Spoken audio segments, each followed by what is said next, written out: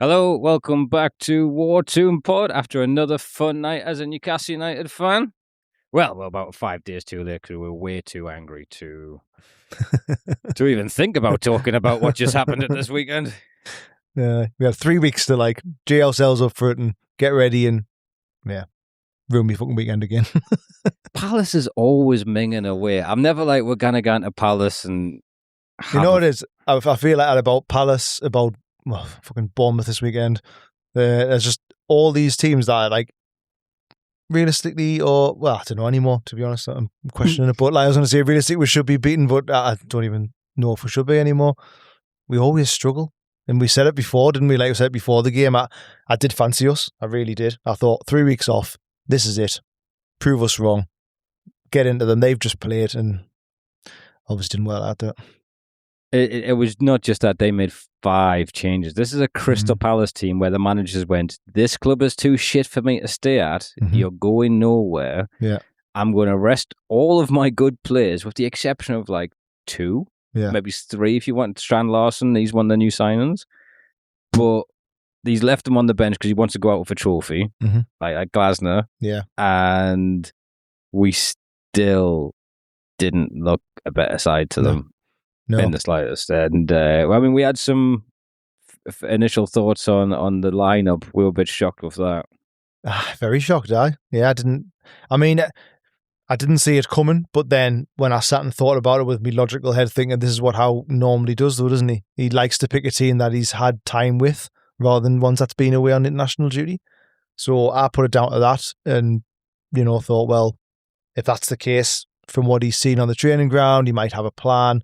There might be a clear direction of what we're going to do. And that's why they're playing and not somebody else because they've been working on certain things. But as the game went on, it felt like just another same old, didn't it? Well, I also got a shock with the lineup because you sent that to me when I was at a child's birthday party with my daughter. And I thought, that's weird. It's a 4 o'clock kickoff. And I went, no. And another dad also did the same thing. And we read it as the 24-hour clock is obviously 1400 hours. It's a 2 o'clock. And I was like, fuck. Looks like we're getting a taxi back from Stanley. and she hates it. Like, I am the person who like rushes people the least. But when there's something I really want to do, I'll be like, get really excited. Yeah, that's great. And like I know conversation patterns, so she'll be like telling them about something about nursery or something like that, and I'm like, oh, she hasn't even got to the main part of that sentence yet. And you can see me like twitching, and I'm like, I've got the bus to Stanley. I've been in the soft play for an hour. I've had beans chucked at us. Let's not ruin this. It's like jumping in, telling the rest of the story, and then right, come on, let's go then. And the main thing is just really fine going in now. It's mint. Taxi is outside. I did mention that. But, time to go, love, get your coat. But we made it back for bang on 2 to see it starting. And the first thing I see, Tom, is a green kit now. I got no issue with the connotations of us wearing the Saudi national team colours. In fact, I approve of our new overlords. I'm rooting for them. But I don't like that colour mixing with the grass. I think it's fucking cursed. That's what it is. I don't want to ever see us in a green strip ever again after this season. It's awful, and it's not nice to watch it on TV. You got to watch it on like the UHD mode to be able to make sure it is Lewis Hall and not the corner flag.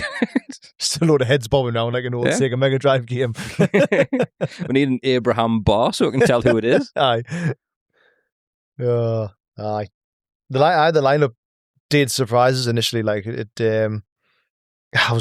I would say I was underwhelmed to say the least when I saw the lineup. Right? Here's the thing with that lineup: the back 5, I'll go Ramsdale first choice, and that 4 across the back are pretty much my starters. Yeah, to be honest, the back 4 didn't bother us. The back 5, I did think actually he might have went for Pope. I don't know why. I just had a feeling he might put Pope back in. Give him a bit of a chance. Just not really that Ramsdale's done much wrong. Just the way the last few games have went, freshen it up a bit. But I was quite surprised he went with Ramsdale. But for me, I was happy with Ramsdale in goal, I think, to be honest. But the back 4, for me, picks itself for that game. Maybe not the next game. But I think Burn plays the rest of the season after that. I would bring Trippier back in possibly as well, but maybe we'll talk about that later. But initially, before the game, the back 5 I was happy with. I thought that was good. That's what I wanted, and I was pleased with that. Midfield and up front was a bit of a shock, to say the least. Yeah, I mean, I think after that international break, everyone's like, can we just play Big Nick number 9? Yeah. The stats are there. When he plays as a striker, 1 in 3, he's grabbing a goal. Yeah. But I don't hate Asula. I know it is a talking point that he was ready to get rid of Asula. Mm-hmm. And it's definitely a talking point of how much we've spent on Wusser, fucking Wuss, and Wusser and Walter. But there's nothing like, for instance, his goal. Yes, it was a capitalisation on a mistake. But if Isaac does a step over while sliding on his arse last season, he took it well, we're like best in the world. Henri would have did that. It's just because he's crackers. Took it well, like instinct, wasn't it? He did all right. He didn't do a lot wrong. His hold-up play was hit and miss. Yeah. But then you got Palace playing a back 5, 2 defenders on him at all times, pushing, kicking. We're not getting a whole heap from the defender, from the ref. A lot of shirt pulling. They're getting too many free kicks for that one, which changed later in the game. And it was like 1 or 2 moments where you could tell the patterns really worked. Like, ball fizzed into midfield, quick layoff, burst past, back, and there was like 3 to 4 occasions where you're like, all right, this is probably why he's got this team out. Yeah. Because this is what they've been working on. But we just offered so little. Yeah. And I saw a lot of Asula pressing. I saw Miley pushing up a lot. Mm-hmm. And then that was about it. I thought Gordon didn't cover himself in glory at all. No, I didn't. I was quite surprised on Miley, although I was happy to see him come back. I thought it's a lot and it's a bit unusual how to bring him straight back in like that. Because he has missed a lot of football. I know he's had a decent spell over the international break to try and get back, to fitness, but I was quite surprised he started with him. But he did well. It was good to have him back. I think Joe Linton, he was bound to get a yellow card, wasn't he? He was always going to get. But the frustrating thing was, for once, it was probably like soft, really, from what, you know what I mean, his usual self. But I don't know. It was one of those for Joe Linton where if it's not a end-to-end basketball match where we need like a monster charging around the field, getting the ball back for us, he becomes a bit of a detriment. Not a detriment because he's still a very good player and you can tell his effect on the field and off. Mm-hmm. But it's the through balls aren't getting through to the strikers or the wingers, the movement. Him and Gordon, there's a lot of arms being flapped up into the air and things like that, which is never good. Yeah. I thought it was a game for Ramsey to start, to be honest, with trying to have a bit of control in midfield, and especially with the midfield they started with. I probably would have liked Ramsey to have started instead of Joe Linton for his legs and to try and get control of the ball a bit. Him and Tonali get on the ball a bit, but and then 60th minute they make changes. Aye. Yeah. We had one chance where Asula gets put through on goal. He latches onto it. He doesn't do bad footwork with it to get the shot off. Yeah. And I think if he scores that, he's again number 9 for the rest of the season because that's what Eddie Howe wants, doesn't it? That portrait latching on the end of it. Yeah. But after that, like, we offered so little, and then when they made subs, we just went into ourselves. Like, and Palace, in fairness, could have had. I mean, this could have been a very different game for us. Mm-hmm. Like, they forced double saves in the first half from Ramsdale. Yeah, there was a corner where the header of the ball was ahead of Ramsdale's punch, so all you had to do is direct it on, crashed the crossbar. Jeremy Pino's good enough to stick it in from where, like, you got a couple of shots off from. That could have been a very, very painful game for Newcastle.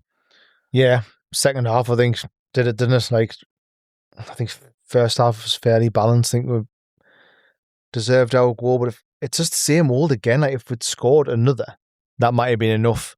I think Palace were probably quite happy to say, "Aye, whatever." Like, do you know what I mean? Because the game was there for the taking. I think as the minutes went on, I got 6 minutes. I think they probably thought, well, these changes, these are there for the taking.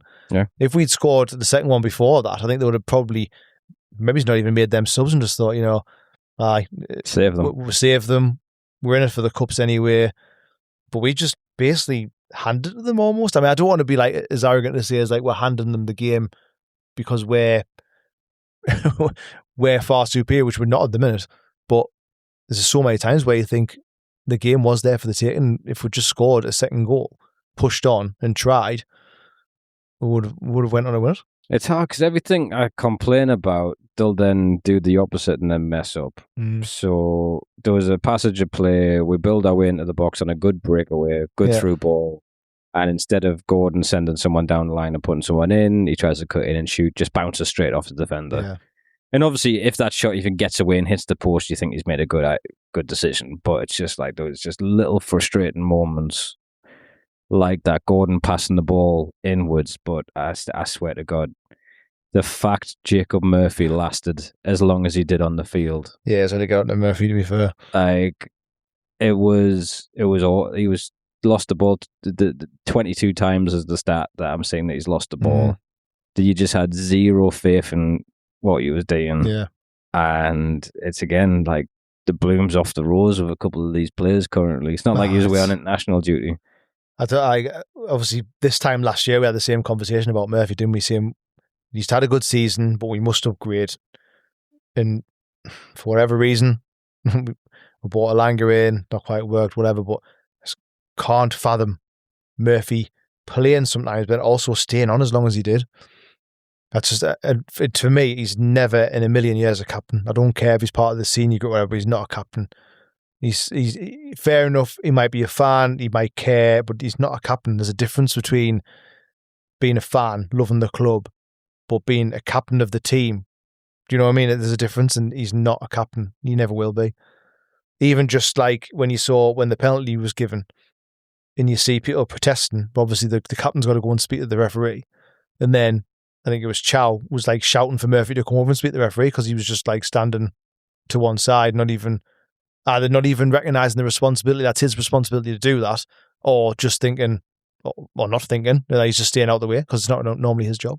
Maybe he's just got a high IQ and thought, wait a minute, a captain saying that's not a pen has never worked in the history of, but maybe, it is. But you know what I mean? It is a thing to go through, and that was a very soft penalty. And the first goal, for Tino Livramento misses a header, and there's two people on the overload. Yeah, and then they cross it back in. You watch that goal, and you see Murphy, and he is, when they do the sprints at the end of the match, and they've got to get the steps in. Yeah, he's jogging in shot. He runs. He's watching what happens. He doesn't. I mean, obviously, he's not going to get to it. Yeah, he should have been there already. But he just jogs at the same pace, watches it. The ball goes in. He turns around and starts walking back to his position. Yeah. It's just, he's definitely not a captain, and I don't think he's not as a bigger help on defense as what Miggy was when Miggy was at the best. No, and these were two players we needed to upgrade for years. We did fucking upgrade, but then we had to get rid of them due to financial fair play rules, because it would be really unfair if we had two wingers. we've got to give the likes of Man City a chance. I mean, jumping ahead a bit, I think I'd like to think there'll be some changes for the weekend coming. I mean, just we'll wrap up the miserable Palace match because there isn't a whole heap more to say on it. I would say Tino Livramento is having some bad times, but we'll maybe look into that a bit more in terms of his character. But I thought if Botman didn't have that mask on, he might have cleared it off the line. The header. I thought that obviously when it said he was going to play with a mask, I always think like that. It must hinder you when you're playing with a mask on like that. It must like alter your peripheral. You know what I mean? When even they are really thin, but like it must get in your way. And I'm thinking, could you not just play Burn like for an extra week? I don't know. And he could have played a blind and it might have been fine, but just for me, it's just one of them where if you didn't need to play, I know we're one of the ones who normally say play Bottom and don't play Burn, but if you need to wear a mask like that, you almost think it's like only if you have to, like totally necessary. It would be intrusive. I think so. Yeah. And then, so Eddie Howe after the game says it was uncharacteristic of us again to concede after getting ourselves ahead. And I've watched the full post-match of him because I wanted to get a kind of hint of his vibe and stuff. I sent it to you, and he sounded a bit different. Yeah. The words he's using are a little bit different, and then they're causing me some concern. I've said it for a while now, and I'm 100% convinced there's something going on. Like, there's something going on behind the scenes here. For like, we've had 3 weeks to get this right. I think Newcastle, like, this gets misconstrued. I think sometimes Newcastle fans are like, we don't think we should be winning every single game like this. The problem is, it's just like the effort isn't there. If we played really well and didn't win, and you could see a clear plan, things didn't go our way or whatever, it would totally be accepted. The problem is how poor we are, throwing leads away, stuff like that. It's just like it's accumulation of them things that it's so hard to take at the minute, isn't it? I think that's the biggest thing. I mean, it's a team that's built on effort, and when people stop putting in the effort, which is, they could still be fatigued. They could be burnt out. I don't buy that anymore now. I know we have played more games than anyone else. I get that. I can't buy into that anymore now. I really can't. I spent a week walking around Disneyland, and I think the second half of this podcast, I'm going to drop off of it.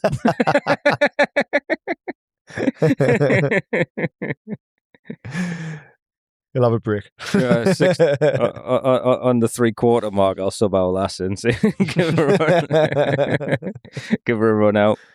But no, I think a huge component, and we spoke about this, me and you, the other day, is maybe Bruno Guimaraes is one of the best midfielders in the world, because the difference in our team with them and without them is massive. Yeah. He's not one of these where some players you have and you don't really almost notice them playing, and then they come out the team and then you realise all the little things they do. He's not like that, because obviously he does a lot of things that you see. Assists, he scores, he's got a hold of the ball, he G's everyone up. But I think it must just be also more than that you don't see. So it's like almost double important. You have the things that you don't see. And I think that's never been more apparent than the last couple of months when he's been out, because there's been a huge drop off. And we already knew that there has been before. But there's just something, like I say, there's something not right at the minute with the players, to me. Whether it's internal battles, whether it's not agreeing with the manager, whether it's, I don't know, wanting to be away. I don't know what it is, but for me, there's something going on. There's definitely something going on behind the scenes. And it even compounded even more so with Howe's interview after the match, when he was saying his tone. And I've never seen him like that before. I've never seen him defensive. No. Like, the buck stops with me. Yeah. We weren't at our best. We didn't execute our plan. Mm-hmm. That's about the most you'll get from Eddie Howe. Yeah. But for me, that was we've had 3 weeks to get this right. We've been working on X, Y, and Z, and the players haven't done it. Basically, like that's what I got out of it. And that's what it almost looked like. I mean, you can see him, like he's Howe's demeanour on the line at the minute is almost like he doesn't know what to do. Do you know what I mean? It's like and not that he doesn't know what to do, I don't think, as in I don't know how to change this in a way. I think it's more just like, why is he doing that? Or like that sort of thing, which is different, because we know these players are capable, but they're just not doing it, and maybe not doing it how he's telling them to do it as well, which is even more worrying, because he just looks as, in his face when you're watching him, he just looks as if he's saying like, I haven't told you to do that, or I've told you to do this and you're just not doing it. That's what it looks like to me. There was a thing with Graham Jones and Tino Livramento as well, where they were in an argument on the sides. Even the fact Graham Jones is having to come down and give someone a bollocking, do you know what I mean? Is there, like, what's the dynamic with that? And I know Graham Jones is quite, like, obviously dynamic with everyone, is he? He is quite hands-on and does a lot of work with different players and speaks to them regular. So, but it's the first time I've ever known anything like that before. I saw some comments online, I think it was towards the end of the match, or maybe after they scored the winner or equalised, and people had said that Howard like kind of shook his head and looked at the stand and said like, I know, as if like, I don't know, like I know your frustrations and stuff. And someone had said, I wish someone had a video of it, and I've never seen anything, so obviously there mustn't have been. Whether that's true or not, I don't know, but that speaks volumes if it is true, because it's as if, and again, to me, it's just like they're not playing for him, really. That's interesting. I might start posting those. How winged that is. And says, "Don't worry, we're getting Osserman in the summer, man. Has anyone got a video of that? Oh, I can't believe he didn't catch that. He held the shirt up." How far in his hand cupped it and got Tyndall in the face. That's what I want from Tyndall. I want Tyndall doing that to the fourth official. Don't go and shout at him. Just fart in your hand and give him a potash.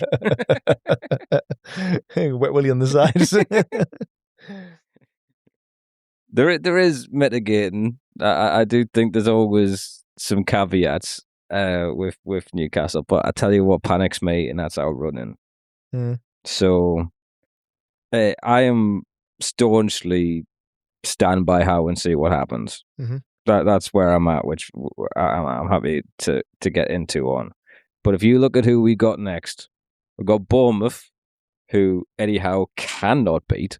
Don't think he has beat them, has he? Nah, we'll beat them in extra time in the cup. Yeah. But even that was just like Thanos finger snap. They scored in the 95th minute, and that was their weaker team. Bournemouth, I've still got PTSD from going to see them. We've had some beatings off them as well, even at home. Absolutely smashed us. Was it last season, I think, when they really turned us over? We were about to have our highest ever win streak, and I think they were on their longest losing streak or something like that. Yeah, and they came to Newcastle, and I was sat in the gods, and it was the first time we were so bad I could watch the match tactically, like you're watching the 2D chips on Champman. Aye. And the tactic was mark everyone except Dan Bird and Nick Pope, and we will have the ball back in 10 seconds. Is that when you end up getting sent off? Is that another game? That was a different game than sending off, I think. But we went down, or we might have went ahead from a Bruno from a corner, and then they just rolled us. They got 2 late goals, which but the tactical job of being like, no, give it to Nick Pope, give it to Dan Burn, it'll come back to us. Yeah. Tyler Adams was the defensive midfielder that we haven't had in a long time. Yeah. I'm not looking forward to this game. So we've got Bournemouth. That's going to be a huge pressure match. And then following Bournemouth, if I'm not mistaken, it's either Brighton or Arsenal. Arsenal away, isn't it? Arsenal away, when Arsenal are playing Man City this weekend to make it potentially within 3 points for the Premier League. So we've then got Arsenal fighting for the Premier League at the Emirates. Yep. Yeah. So that Crystal Palace was the game we needed to win, because I don't think we're getting points from the next 2. And if you look at the swirl of hatred and vitriol, even the press, who Eddie Howe is very friendly with the Northeast media, either because A, he's always done mint, B, he's very good in how he deals with the media, i.e. he talks to them like they're fucking people. Yeah. and he's done, but even like Craig Hope's asking questions like, are your teams soft now? Do you know what I mean? They would never ask him questions like that. Yeah. It is good though. Need to. Well, we need to. I know, I mean, realistically, look, it's our fixtures. So we've got Bournemouth home, Arsenal away, Brighton home, which is another one where Brighton... There's so many teams I'm like, oh, God, they always beat us. I know, like it's home even as well. Like we've been turned over at home from them before. What's a Danny Welbeck hat-trick waiting to happen? Forest away. Forest will have to potentially stay up. West Ham at home, Fulham away. How many points do you fancy from there? Gotta be honest, not many. For me, 18 points there. I wouldn't say double figures. Another thing, and this is just because of watching YouTube clips and the podcasts of ex-players, I don't like that we're dealing with this and it's a strange problem. We've got players that want to go to the World Cup. Yeah. We're not playing for jack shit. We're not going for relegation. We're not really pushing. I mean, do you think Tonali's buzzing if we make Europa Conference League? Do you know what I mean? He's off. If anything, he gets out easier if we don't. Yeah. So we've got 5 potential England starters. Yeah. Plus, I trust Bruno to do his job. We've got Tonali. Asula will be... Did Denmark qualify or Denmark not go? I'm not sure, to be honest. I don't know. The amount of players we have that do not want to pick up an injury right now.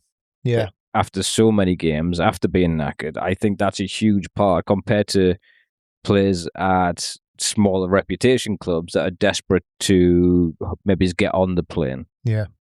You know, to make a difference, to get to chin, or just not even bothered. Do you know what I mean? It makes you think, doesn't it? Because that was one of the rumours last year, wasn't it, with Isak? When we got towards the end of the season, his form really dropped off. And one of the rumours was that he necessarily didn't want to qualify for Champions League because he thought, it's easier for me if we don't, I can just say, well, I'm sorry, I want to go and play Champions League. If we qualify Champions League, it's more difficult to do that. Obviously, it happened in the end, but there was rumours at the time where there was a fallout, wasn't there, really? And Wilson wasn't happy about that because Isak was still playing, blatantly either not fit or just not wanting to play, one of them. There was weird ones where they didn't play him against Arsenal. He just turned up the day before or on the day, said he's not feeling it. Yeah. So it makes you think, is the history repeating itself or not? Could be. I just, from what they had to lock in to be able to achieve what they did, because it's not like we got a team that could walk the league, but we can compete with anyone on the day. We've 3 halves against Barcelona. Let's not talk about the last one. Like the games with the Liverpools, we've beaten Man City this year. Yes, we've had 6 attempts. We've had to play Man City 6 times this year. Yeah. Like, if there's anything more demoralizing than football than going to the Etihad 4 times or whatever we have. Yeah. And they can get up for it, but I'm seeing players that only get up for it on the bigger games. Like, we play at Fulham. I don't see Gordon chucking himself about the field. No, that's been our biggest problem this season, isn't it? Biggest criticism, where we just seem to almost pick some games that we want to get up for. A lot of games we don't. Man U had 10 men. They're not in bad form. They have world-class players. They died on the field to get that win. Do you know what I mean? And Chelsea, another big one. And then the smaller clubs, I don't have faith against the Fulham, Bournemouth, or Brighton. No. West Ham, sit deep, mug us off. I don't fancy us at the minute against any of the remaining fixtures we've got. And I know that's really pessimistic, but I don't. I see a Bournemouth at home, like we've discussed, always a difficult game. Arsenal away.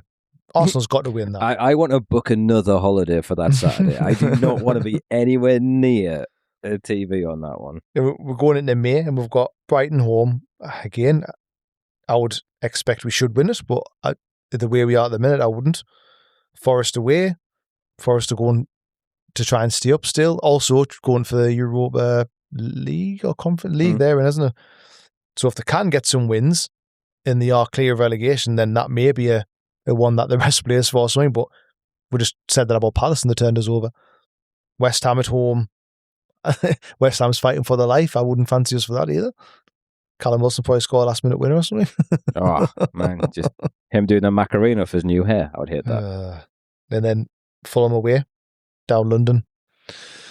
Do you know what I mean? We even have these. Oh, we don't do good in London. Oh, Birmingham, the Midlands. I mean, to be fair, we beat Chelsea the other month, didn't we, away? Yeah. But still, it's just the way we're playing at the minute. I can't see us turning a corner. Like, I don't know what needs to change, but whether it's just personnel, the certain personnel, or what, I don't know. All right. So, with what a lot of the opinions are currently, I mean, you go on Twitter, YouTube, whatever, and the big question is personnel, and the personnel at the top. What do you think of Eddie Howe? I think personally, I want him to stay, but this season has been bad, really. I think people think that if they want Howe to stay, that they're just disregarding any blame or just saying that everything's been fine. Or I'm not like that at all. I'm not a huge fan of the phrase "happy clapper." Nah, me neither. Because we've had a poor season, and I think Howe's got a lot to answer for. I think there's a lot of things that are down to him. In-game management has been shocking, and that ultimately is on him. We've lost 25 points from winning positions, which, if that was a few games, you could understand. If you had the odd game where, it does happen, you're winning, a team turns it around, you get beat. It can happen. 25 points is unbelievable. And I know the graphics saying if we had them 25 points, we'd be second. That's not realistic. But if we had 8 of them 25 points, which is a third, that would have us 6th. And that is actually realistic. to where we should be in Yeah. relation. Yeah. So there's something, like I say, I keep going back. For me, there's something wrong within the club at the minute. I don't know what it is. Whether it's players wanting out, whether it's players just, I don't know, don't agree with how. I don't know what it is, or if we're just lacking leaders on the pitch when things need, when you need to roll your sleeves up, and we haven't got that, especially with Bruno out at the minute. I don't know what it is, but there's something wrong at the minute, and I think Howe deserves to have more time to be able to turn it round, bring players in, because before this summer nobody's complained about signings he'd made, and let's be right, he's had input in all signings we've had, and we can't turn around and say, oh, you only had input last summer because nobody else was there. Like, he's had input in all the signings, he must have, and if he hasn't, then he hasn't last summer as well. He can't go one way and not the other. Last summer he was the only one in the office. Yeah, like Darren Eales, bless him, was on dialysis or whatever. Yeah. Paul Mitchell, God knows what he was doing. I still say he's the real villain of all of this. I think, yeah, massively. A lot to answer for anyway. That cushion of Ngaihi. Mm-hmm. How big are those deals compared to what we end up getting? Trafford, that's I mentioned Trafford. Isaac's contract. Yeah. Give him a new contract. There's a lot of things I think has been that is not a Howe's fault. I think last summer was a shambles. I still think the signings can come good. I still think Voltemada's hard done by and he can do well, really well as a number 9.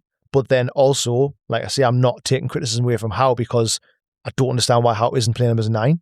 So to me at the minute, the way I'm at is I'm pro Howe, want him to stay, but I have got a million questions that I think are unanswered, and I think everyone would like answering because I don't understand a lot of what's happening.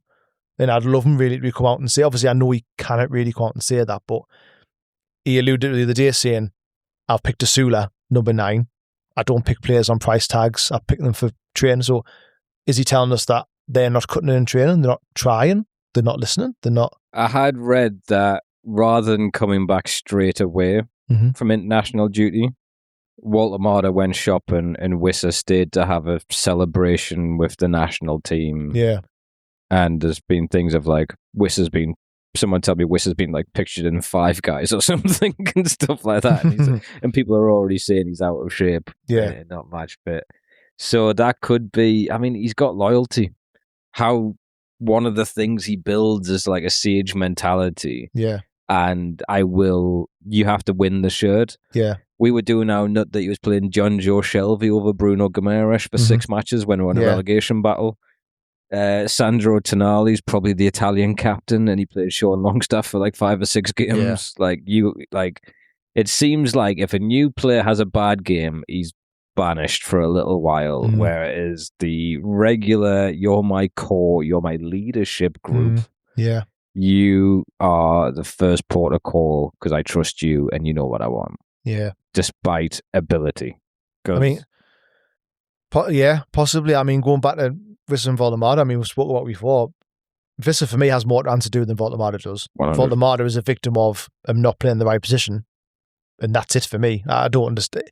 If he played number 9 for 10 games and didn't score a goal, then we can say, right, okay, maybe we can change it around, but he was doing all right, and I know he had a bit of a drought, but still, for me, it was taken out of his hands, like, from not playing well, if you know what I mean, because he got dropped into midfield and dropped deeper and deeper. Other than maybe he's getting onto the end of through balls, which we don't get to do unless we're playing a Man City or Barcelona, because everyone sits deep because they know we play with pace.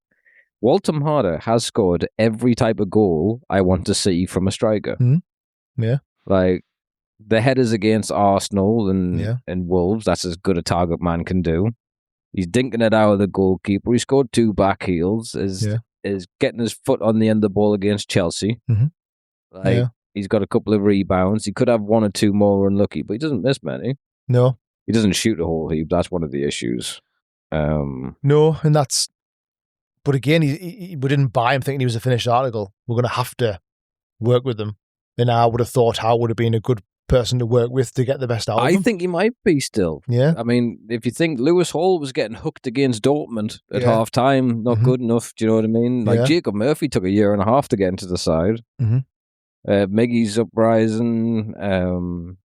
And I've got to just pray of the second season syndrome of Howe, but I don't think we're going to get that with Walter. I think he's going to go into the World Cup, and then some German team's going to offer us like 10% less than what we paid for him. Yeah, that's my worry. But I'd be good to see him go because I think he is definitely a player. Like he played well. He played well at the start of the season. I don't get it. I don't understand that. I say that's a big criticism on Howe for me. Is I don't understand why he would have been perfect to put in for number 9 the Sunday. I think I don't know why he didn't start him because he had more time with the Sula. Then okay. But then is that a criticism of Walter Marder or not? I don't know. I think that's as much. It might be stubbornness. If the whole world's saying, why don't you play him as a striker? Do you know what I mean? Like, he doesn't want to be like, oh, I've been doing it wrong for the last 3 months. Yeah. But in the biggest games, he doesn't play Walter Marder. Visser doesn't see the field. Well, Visser, for me, when you hear them things about, staying away for the celebration later on, didn't come back, there's parts of me now thinking, he was desperate for this Newcastle move. Was he just fucking desperate for the move because this is his last big pay? He's come along to play Champions League football because he was desperate to come. He's played it. He's got his last big pay. Is he that arsed? Like, do you know what I mean? It's a bit of a different outlook. As he come in, things aren't really working. Has he got the desire to really dig down and make it work? Or is he just, well, do you know what I mean? That's what's making me wonder now. Has he got the desire to actually make it work with the Newcastle career? Or has he just got his move that he wanted? Now he's here and he's saying, oh, well, I'm here. Like, but he hasn't got the... There's some strange decision making, like going over and getting Mateta's shirt. Yeah. Like when the full-time whistle goes. I mean, it's all in football. It's nothing wrong. It's just if you're in the position you're currently in, would you be doing that? Wouldn't have thought so, would you? Not if you had a clever head on you. Like Bruno and Paqueta, right? If we're battling and West Ham beat us, there'll be a picture of those two after, but we trust Bruno's given effort. Yeah. He's not on the form Wissa's currently on. Yeah. The thing is with effort, you can see it. Can't you? Yeah. Do you know what I mean? Even passion's sometimes difficult to see, I suppose, but effort, you can see it, and there's too many of them who aren't putting the effort in. So to me, I don't believe it's tiredness or fatigue anymore now. I just think some of them aren't asked anymore, whether they want to be away, whether they don't want to play for Howe. I don't know. I don't think it's not wanting to play for Howe. I think it'll be a lot worse because, I mean, look, we're going ahead and then we're losing. Do you know what I mean? Yeah. It's not that I just think they've got bigger stuff on their mind. Maybe. To them. More important stuff. I think you see the players that don't. I think they stand out like a fucking sore thumb. I think Ramsdale's given his goddamn all. Yeah. He's got his limitations. I think Lewis Hall is on his knees every match. Yeah. And Lewis Hall, Bruno, Joe Linton. But Joe Linton's body language hasn't been great for quite some time. There's a lot of arguments with the bench and shit like that. And yeah. He got pissed off when he got hooked the other week. Well, a couple of weeks ago now. But so my thing is with all the talk of how going, I'm yet to see a name that will go like, but if as much as I love Howe, if we got this guy, will it be much better? Yeah. I don't think there'll be a new manager bounce because the team's knackered. Like the amount of games we've played is too many for that small group of players. Yeah. I think a Europa League or a European Conference would be great because we might actually play some youngsters. I think we could have, rested a couple of people in like the Benfica matches and stuff like that, and we didn't. Or what's the one where we won like 9-0 and kept everyone on before the derby? Karabag, yeah. We didn't really need to be playing all the first teamers in that one.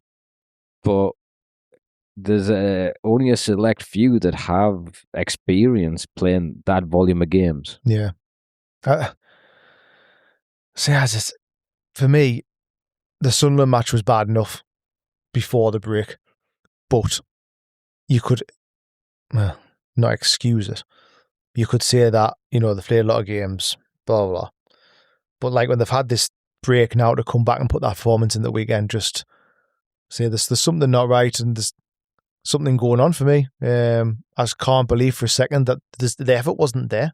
And for me, that's the number one thing, that if the effort was there on Sunday and we got beat, I think people would have understood a little bit more. One of them games, everyone can get beat in a game. You know what I mean? Nobody's nobody's just guaranteed to win anymore. But there's just lack of effort, the lack of desire, passion. There's none of it at the minute. That's my biggest worry. Or for, I would say, 75% of them anyway. Yeah, I'd agree. I would let Eddie Howe rebuild this entire team. Now, if I have another summer of hearing about Marcus Tavernier, and I just read that Marcus Lloyd Kelly back to Newcastle for 30 million. My God, surely which not. I know my algorithms are just trying to wind me up at that point. I just think like Howe has proved himself to be a good coach. You can't be a bad coach overnight, can you? Like what he's done with the squad in certain players, he has coached them to be better players. And that's what a coach is fundamentally. You don't just buy players in who are ready and put them in a team. You need to coach them. You need to. So he has proven he's a good coach. But the argument may be that, does he have levels? Does he have a Callum Wilson, a Jacob Murphy, a Dan Byrne, a Joe Linton, who are like all only hit certain levels, and then together he can build a team which can compete, but they'll never get to like the next level because he either can't coach to that next step up, or he struggles to get players to that level in, if you know what I mean, like to get them ready and have his different plan A, plan B and stuff. I don't know. That's the argument, I suppose. And if that proves, if we have another summer and we have a big rebuild, and that's still the argument in a year's time or starting next season, I suppose maybe it could be the right time to change. But I just think he needs a fair crack at the whip. Yeah, and I think he leaves. I don't think we fire him. Yeah, I think, to be honest, I never thought for a second he would walk away. But in the last few weeks, I've never thought about him more so that he might actually just walk away. He was very close with the Paul Mitchell stuff. He put his foot down and being like, "Oh, if I'm not wanted here, yeah, I'll go." I sent you this earlier, and this is from a Bournemouth forum or post regarding how this is in Howe's last season. Yeah, and it says regarding Eddie Howe at Bournemouth. So the players we came up with were overachieving stalwarts and embody Eddie Howe's hard-working ethic. But as seasons went on, those players became less effective, and the players Eddie has brought in haven't had the same work ethic and don't look like Eddie Howe players. The past 18 months, the new players that Eddie Howe has brought in don't fit us tactically, and Eddie seems to be reluctant to change his tactics around new players. We've been tactically still for the past 18 months. No new ideas or trying anything different, just rinse and repeat. He's persisting with too many out-of-form players, playing out key players out of position, and can't keep a settled side, bringing in players who don't deserve a start, dropping players who do deserve a start. Now, I have also heard there's a good Bournemouth podcast that comes on a couple of the ones I listen to whenever we play them. Mm-hmm. And they were like, oh, yeah, like Eddie Howe's amazing, but in 4 years, he's going to have ruined some careers with injuries. He makes them run that much. Yeah. And you look at a Sven Botman, yeah, and you look at a handful of guys like that, you think, there might be some truth in that. But that is scarily true to what we're it saying. is. And maybe I'm blind loyal. Maybe Howe could leave in the summer and somebody else could come in and could get us going and they could push us on. I mean, Bournemouth aren't struggling at the minute. I know they had a bit of a rough patch. Obviously, they did go down. There is life after certain managers, and there's every chance. Even Iraola, if he's going to leave Bournemouth, he came in. There's a chance he comes in and he gets us to the next level, and we're proven. Well, I'm proven wrong, or people's proven right about wanting rid of Howe. And it's hard. But also the flip side of that is that football is really things can change so quickly. Oh yeah, we could get rid of Howe, make one bad appointment, and that's us fucked for a lot of years because it's a long turnaround. Yeah, we can't do what Man U do and just rinse and repeat of buying big name players for a lot of money every season and going, see if this works. No, it doesn't. Again, let's try again. We can't do that. If we have a few bad signings, which I know people are saying last summer we did, and that's what we're paying for now, which again, there's an argument for that, and it may be a good argument, but I still think there's players in them players. I think Elanga doesn't become a bad player overnight. Ramsey is a good midfielder. And, Villa was sad to see him go. He's a good fucking player. Voldemade has shown he can score goals. Wissa hasn't shown it this year at all, but has shown it in the Premier League previous that he can score goals and he's a good player. All these players don't become bad players overnight. Chow is a good player. He's proven it this season. Hasn't a mistake in him, possibly? Or is it because he's had to play that much game time this year? You know what I mean? So all of them players, there's players in them, and the good players. I don't think last year was a disaster. I think what's happened is, and again, house fault or not, we're not changing things. We haven't got another plan. I think the biggest thing about Voldemar is that, we play 4-3-3 and we play 4-3-3 till fucking forever. Yeah. Voldemar, for whatever reason, he's thinking, right, that's not working how we're wanting to play. He's not pressing. So we'll stick Gordon there instead because that works. Because I don't have the time to change us into a 5-3-2, onto whatever, 3-4, whatever we want to change it to. I don't have time to do it on the training I would field. quite like a 4-2-3-1. I like two defensive midfielders. I like a creative attacker. I like some through balls. I want some long range shots. Even that sort of tweak, is that an inability of how to do that? Or is that the schedule inhibiting him to do that? No, you're not wrong. Do you know what I mean? Is that could be Howe's biggest downfall? It could be that he's just so rigid and he won't change. And he just thinks, right, well, we're not winning games because we're not pressing from the front. Voldemar can't do that. So, okay, I'm going to put Gordon there because he can. And then I can put Barnes there. I can put Elanga there and put Murphy there. Then that'll work instead. And it did work to an extent, but not really good enough. Instead of saying, well, why not play Voldemar in 9? But then I'll have someone else who's pretty close to him, just behind him, and we'll change things around. Do you know what I mean? I will say this, right? Because that's similar to what Liverpool played like. Yeah. Chase them down. They've got to go long. We've got a mint left back who's going to get the ball back, or we've got big defenders who's going to, head it down, and then we're going to hit them on the break. Our players on the break, Anthony Gordon, I do not talk to me about his goal scoring record about carrier bag. Do you know what I mean? He has padded his stats in the Champions League. His finishing has been dogged this year. Yeah. Right? If it's not been handed to him, it hasn't went in. And even then, he almost fucked it. Mm-hmm. There was one recently where the Chelsea goal hit off his shins when he got squared across the box from, I want to say, Joe Willock. Mm-hmm. So you got Gordon not scoring. Then you got Murphy on the other side. Even I always bring this one up because I've only managed to get to the stadium a handful of times in the last season or so. But the Leicester game last year, when I matched Jacob Murphy, 2 goals, 2 assists, he is having some game. We were screaming for him to be subbed off. He should have had 9. No one. Yeah. If you watch a full 90 minutes of Jacob Murphy not being able to take his man on, and don't get me wrong, beautiful cross into the box. And if we've got one of the top 3 strikers in the world, mint. Yeah. They needed, those two were just in sync. But our midfield we don't have Mo Salah, we've got Jacob Murphy there. Yeah. There's a big difference when you play. You've got to take your chances, get ahead on teams, and then you get space in behind. Mm-hmm. And it's just not happening with that. Yeah. And I think a lot of players, and if you look at the bigger name players, compared to what we are getting in now, Botman, Tonali, I would say Bruno to an extent, but he's an exception because I don't feel like he's going to force a move. Hall, Tino, Gordon were all Amanda Staveley purchases, which were mint. All right. And Dan Ashworth, I think, got every single one of those across the line as well. And Isaac. But they were all said, don't worry, they're going to grow the commercial revenues, you're going to get these big contracts, and you're going to get reinforcements coming in. Yeah.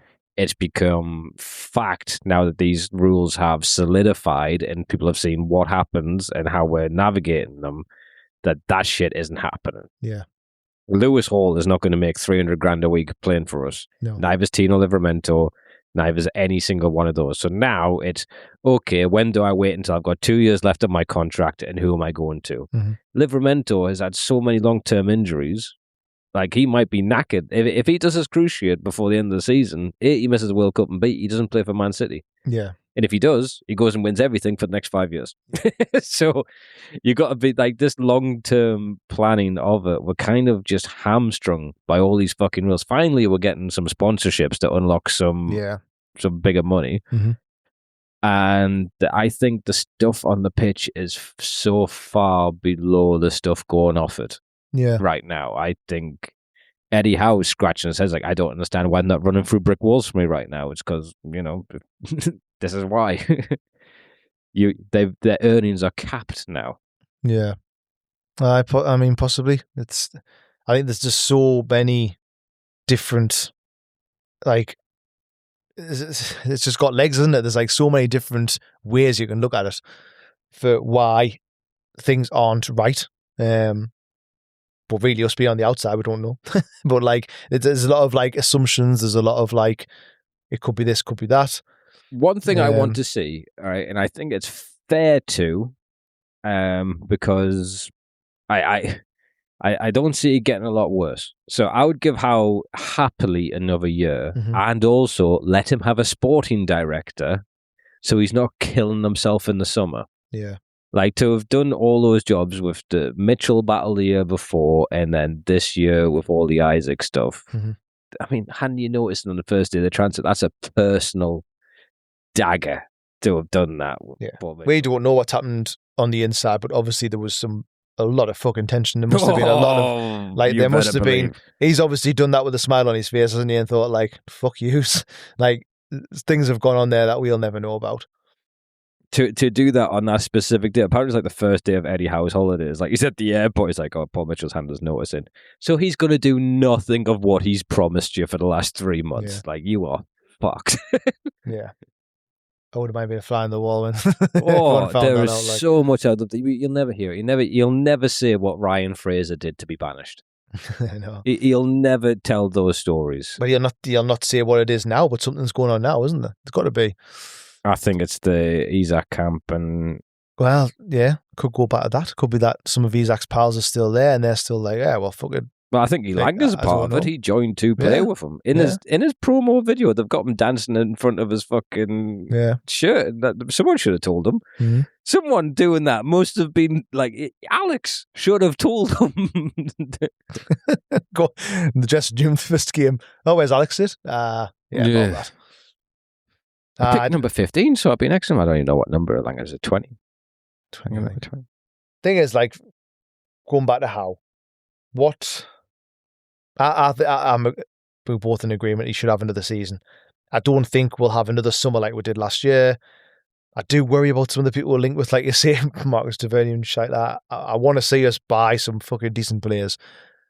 I'm expecting there's going to be some that leave. I'm not too bothered about some of them, to be fair, because I do believe we can build a squad. And I do believe Howe can build a squad. He's proved it before. And I still think he's capable of being a good coach and capable of changing things. I don't think, unless I'm being naive, I think he likes his 4-3-3, but I think if he has more time on the training ground, he has the players that he wants to come in, he's got the ability as a manager and a coach to change things. I really do. I think he's proven that already. If he was to walk away, which I think there's a distinct possibility he could, especially if things do go from bad to worse in the next few games. I mean, if we lose against Bournemouth, I don't think he would walk away now. But I think there's a fucking good chance he could just say at the end of the season, my time's done. I'm out. And if he did, who would you want to come in? Do you know what? Or who do you think and who would you want? Because there's a difference, isn't there? I think our fans think we're getting. I mean, I don't like speaking for the fan base, but the overwhelming opinions on what I'm reading is they would love an Areola, they would like a goddamn Glasner. Mm-hmm. First off, I don't think there's a huge amount of difference between the managers. They all drop off the minute they're in Europe. They're streaky, they're high pressing, and they get the best out of hard-working players, but then come a cropper with consistency. Mm-hmm. So I'm not too excited to get either of those guys. Mm-hmm. I also don't think we will. They're people that will go to Spurs, Liverpool, Chelsea, possibly Man U. I don't think we get a team because they're already above us in competitions. Mm-hmm. And again, you can look at our bank balances of our profit and loss and know what you can spend. You can't go in and change anything. Yeah. I would, and this is going to be an unpopular decision, I think it's written. Steve Bruce. All I'm saying is give him a fair crack at the whip. All right. He was misunderstood the first time. I would just get Jose over and done with. Really? We've got to get a high-profile manager personality once.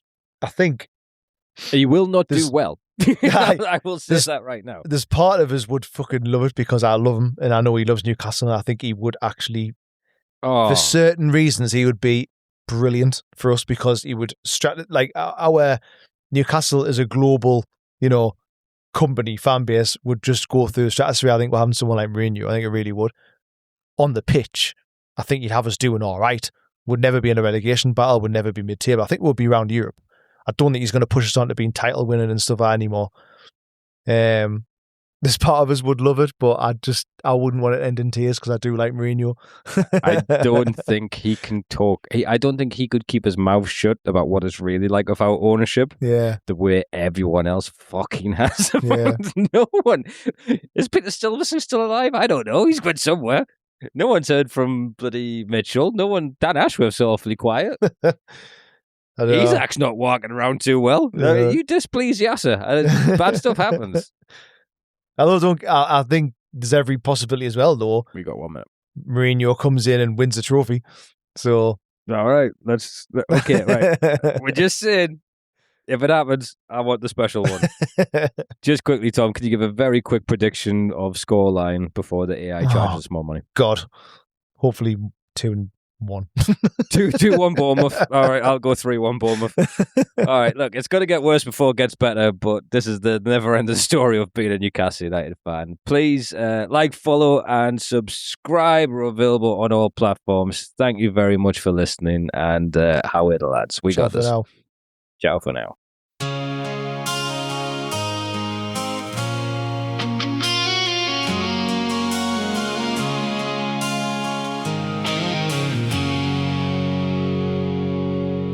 Flying high at St. James's Park last season. Crowd was loud, black and white. 2-0 up and we'd feel alright. But now something doesn't buzz in. We've seen this